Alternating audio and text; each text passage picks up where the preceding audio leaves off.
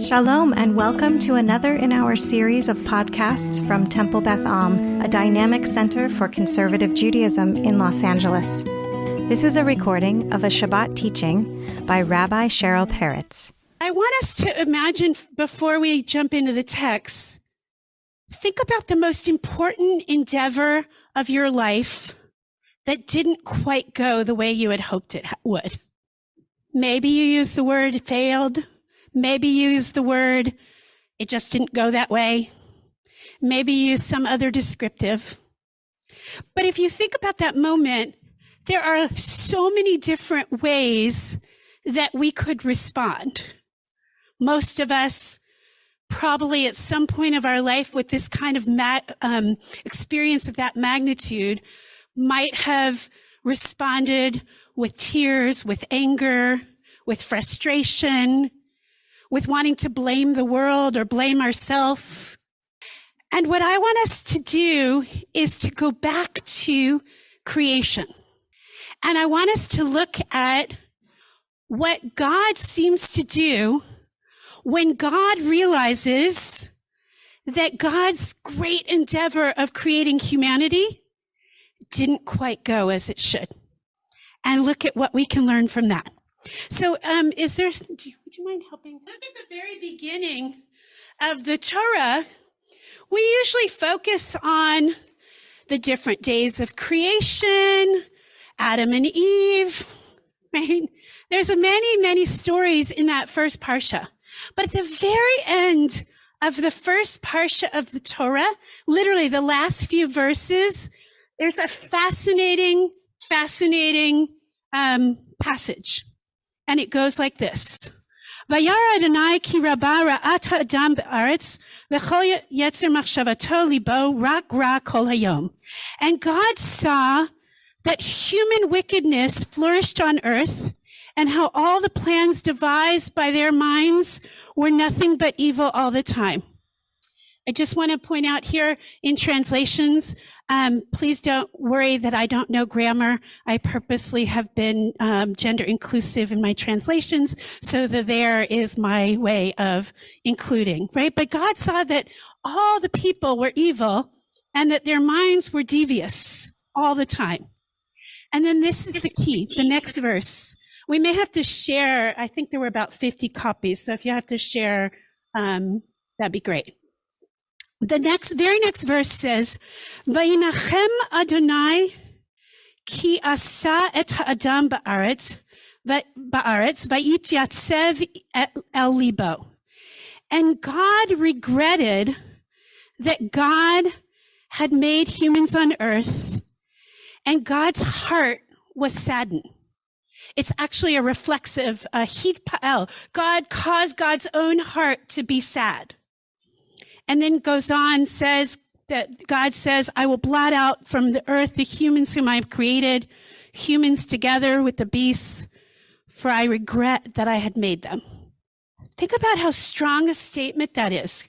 God regrets having created humanity.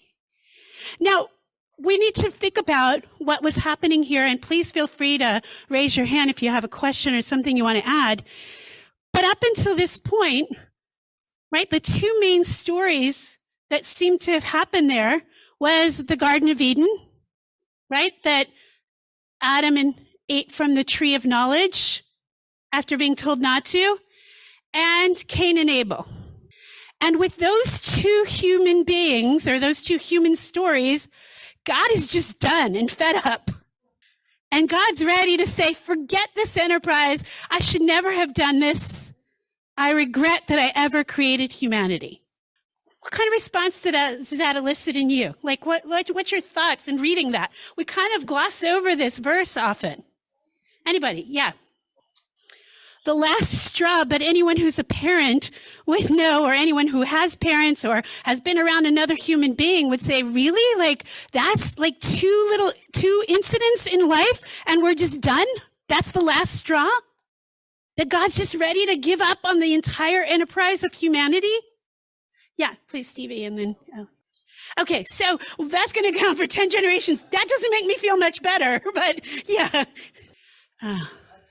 Great. I don't know if everybody could hear that, but he said that God could make a mistake and see that God made a mistake. And if we see that God makes mistakes, then maybe we can feel better about the, knowing that we can go on after we make mistakes. We are going to come back to that. Although it's interesting, the language of the Torah doesn't talk about mistakes. Right? Regret doesn't necessarily mean that I'm saying I made a mistake. It's saying I regret that this is happening, right? In fact, quite the opposite in many of lessons in communication, the way that you acknowledge that you're not to blame, but you want to acknowledge how someone else says is, I regret that you're feeling this way. Right? Yeah, please. Yeah. Great. Okay. God is somehow in cognitive therapy, behavioral therapy. Great. Yeah. Rabbi Konigsberg. Yeah. Yeah. Great. Yeah. One last comment. Okay, so a recurring theme of whether or not God takes ownership. But here, this is like the very end of the first parsha, and God's pretty clearly saying, I regret what I did. Whether that's ownership or that's anger or that's acknowledging mistake, we don't really know. But God's saying, I regret this. Now, for those of you who were wondering, wow, like, what do we do with the fact that this seems to be attributing emotions to God? Which feels a little bit anthropomorphic. It is. But in case you're interested, the commentary from Radak from the 12th century into the 13th century here helps us just understand that, yeah, we're using that language, but just so you know, that's really human language because that's the only language that we can understand to use about God. That's pretty similar to what Rambam says, Maimonides. He says, like, we have to use human language because we don't know it. We as human beings don't really know any other language, but it's really difficult to ascribe human language to God. Right? But I want us to keep going because this idea that God is somehow regretting what God does is to me very fascinating. And even just to think about regret at all. In fact, it's Mark Twain who taught us that if you think about 20 years from now, you're going to actually be more disappointed and regret the things you didn't do, not the things you did do. Right? Like, think about like all those things that we think we should have done, could have done, would have done. And we can all keep a long list of what those are. And somehow, like, those are the things that we will remember later on, not the things that we did do. But let's look at the Midrash, because if you're looking carefully at this word vayinachem, which is translated as God regretted, you're going to notice from your own knowledge of Hebrew, and the Midrash is going to remind us in a minute, that actually can mean something else. Yeah. So I'm just going to read it. I usually like to have someone else read, but because of the sound, I'll read it, right? So Breshit Rabbah, which is the Midrash on the book of Genesis from about the 1st or 2nd century, says, according to Rabbi Yehuda, God thought, this was my mistake. It really was a mistake that I created humanity at all. And I regret that I created humans on earth as terrestrial beings. And here he's focusing, says the Midrash, on the word ba'aretz, meaning I created human beings on earth. So the Midrash goes on and says, as if they're imagining this conversation that God is having with God's self, and says, had I created them above, meaning in the heavenly world, they wouldn't have rebelled against me. In other words, if we human beings were more like angels, we would just follow whatever it is that God tells us to do. Right? That's one of the distinctions between humans and angels. Angels are given particular tasks with particular direction, and humans are endowed with free will and the ability to choose on our own. But it doesn't stop there, because that's the opening of the Midrash. And then it goes on, it says, Amar Rabbi Ivu, right? That Rabbi Ivu says, I agree with this teaching. As if to say that God regrets creating humans with a yetzer hara, with an evil inclination, that wild, untamed inclination.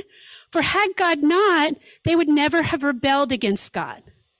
right? Divine life would have, in essence, what he's saying is divine life would have been much simpler without those pesky red devils on the human shoulder.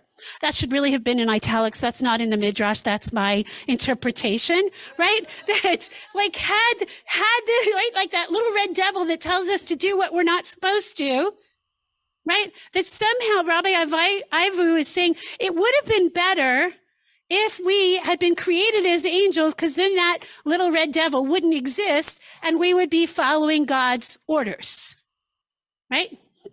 And that is, as he understands it, the way we interpret the V'yanachem as God regrets. Okay? But Rabbi Nehemiah is going to disagree. He says, mitnachem ani shebarati oto. No, I'm actually comforted. I'm consoled, right? This is comforting because had I created them above, they would have been corrupt. They would have corrupted the angels, right? Now, this is the part that should be in italics. My little obedient puppets, I'm glad those humans can't actually corrupt them. So no regrets, just comfort. Now, what is this based on? That same verb, vayinachem, you might recognize from hamakom yinachem etchem betoch she'ar avelei Tzion b'Yerushalayim, that may God comfort you along with all other mourners in Zion and in Jerusalem. It's the same exact Hebrew root. It can mean regret. It can mean comfort. Yeah. Yeah, it's also part of Nehemiah's name, who is the one commenting right now. Okay? So, which is it? And why is it that then in the original verse, we might not read it as God was comforted that God had created humanity, even with the Garden of Eden, and even with Cain and Abel? Thoughts, comments, questions before I go on? Yeah, Stevie.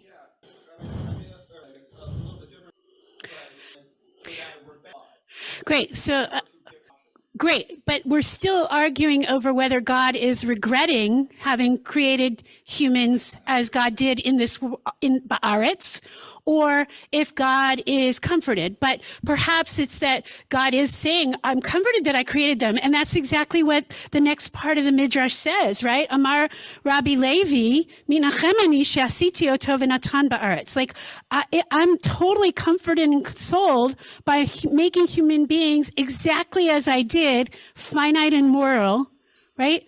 And that is a source of comfort for God. I saw another hand. Was it Dana? Yeah. Ken or Dana, sorry. Right. Great. So that there any moment later in the future couldn't possibly be as bad as this one. So the other instances where we read of God perhaps considering destroying humanity are not as bad. And yet might also be because this already happened, not necessarily because they weren't measurable in degree as worse or better, but rather that God already had to face God's acknowledgement that it didn't quite go as God had thought it would. Okay, great. Not yet. Don't jump ahead yet. Okay, stop there, but I'll let you in a second. Hold on for 1 second, Marty. But what we see in this midrash that I think is what you were starting to get to is there's no resolution. Vayinachem to regret, vayinachem to comfort. The midrash doesn't resolve it. Because guess what? Both can be true at the same time. Okay, Marty, my old friend and office mate. Yeah. Or maybe both can be true at the same time. Go back to the thing we were all thinking about at the beginning from our own life. It can be possible to regret what is happening and to somehow be comforted in the same moment, right? And so it's not, or one person might feel regretful by the same situation that might feel comforting to someone else. Yeah, Ned. Welcome to the West Coast.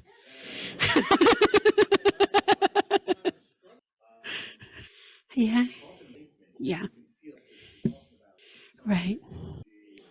Yeah, it's a great question. That's a really great question, right? Are we somehow then saying that ours is an imperfect God?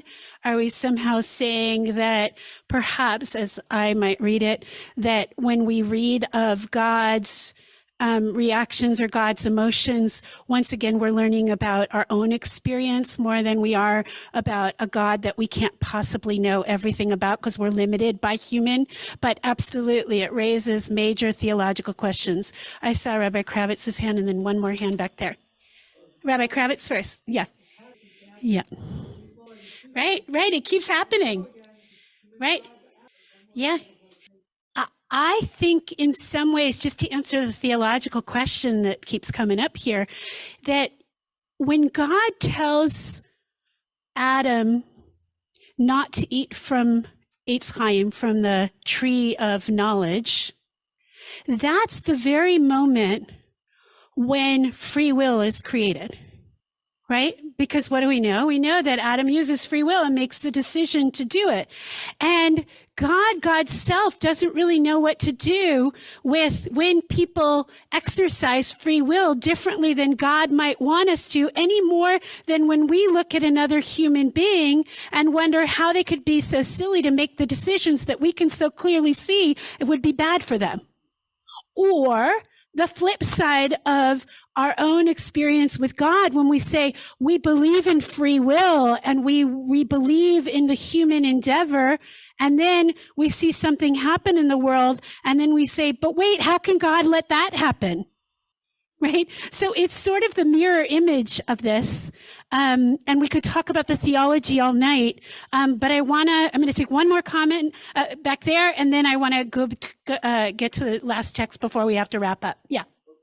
Okay. So you could turn it and say it's that God's regretting what we do, but the text of the Torah actually tells us that God regrets what God did. Right? Or God is comforted by what God did. And I want to just say that I think that both of those can be equally true. And yet they're not the only two understandings of this word vinachem. Because it turns out there's a third verse that uses the same word and it has a different meaning. So if you look on your page, you'll see you have the verse from Exodus 32. Anybody know what's happening around that time of the Torah? Now, what's happening in this part of the Torah in Exodus 32? The golden calf, right? This is the narrative of the golden calf. And it turns out that when God there is decided that God is going to wipe out all the people once again, that Moses has this conversation. And then we get this verse, Vaynachem Adonai al hara asher diber la'asot le'amo. That God renounced but reversed God's punishment that he planned to bring to the people. The same word, vinachem, now means God changed God's course, right? So you have vinachem to mean regret, vinachem to mean comfort, and vinachem can mean to redirect one's course. And I think, I'm going to let you make a comment. I know you've had your hand up a lot. Go ahead. No. Back in the corner. Sorry. Yes. Correct. Yes. Okay, I haven't gotten to the knowest part yet, but we will. But I want to just say that I think you're right. These three words are each coming out of certain contexts.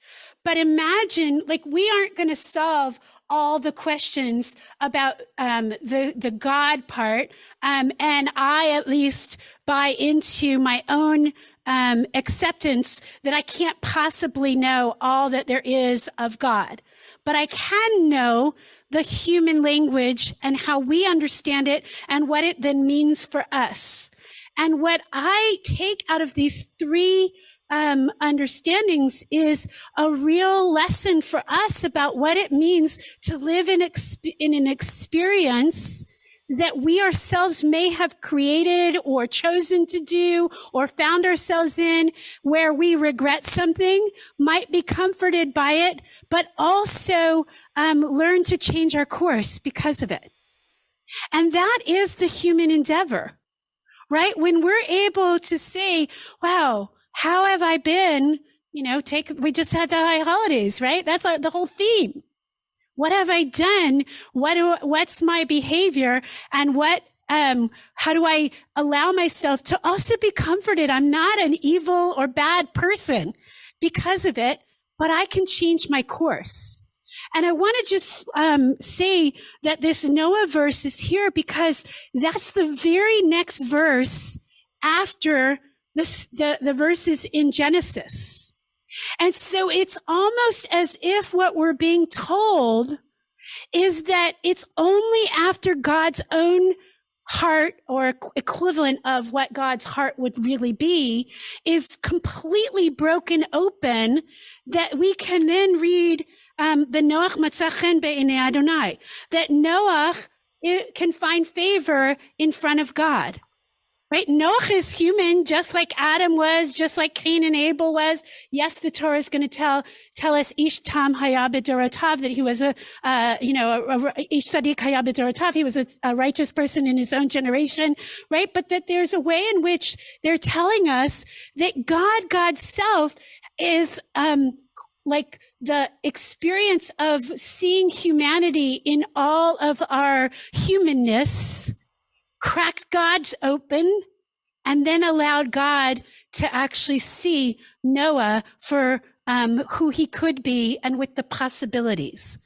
And I want to leave us with that same blessing and same challenge to really be able to say, when I examine myself, when I examine my behavior, when I examine my actions, that I might well have moments when the very same action that I regret can be approached with a little bit of self-love and a little bit of comfort, and that is the pathway through which we can direct ourselves to be different tomorrow and to see the possibility of our lives in new light. And I just want to add lastly that that's true as individuals, but I also think it's true in the collective that we live in as Jewish community. It's true in the collective that we live in organizational structures, and the ability to reflect and to comfort and redirect is the only path that we can truly use to grow in the future in new ways that will make tomorrow better than today or yesterday. You have been listening to another in our series of podcasts from Temple Beth Am, a dynamic center for conservative Judaism in Los Angeles. If you enjoy these podcasts, we invite you to write a review on the Apple Podcast site or wherever you get your podcasts. For more information about Temple Beth Am Los Angeles, go to tbala.org.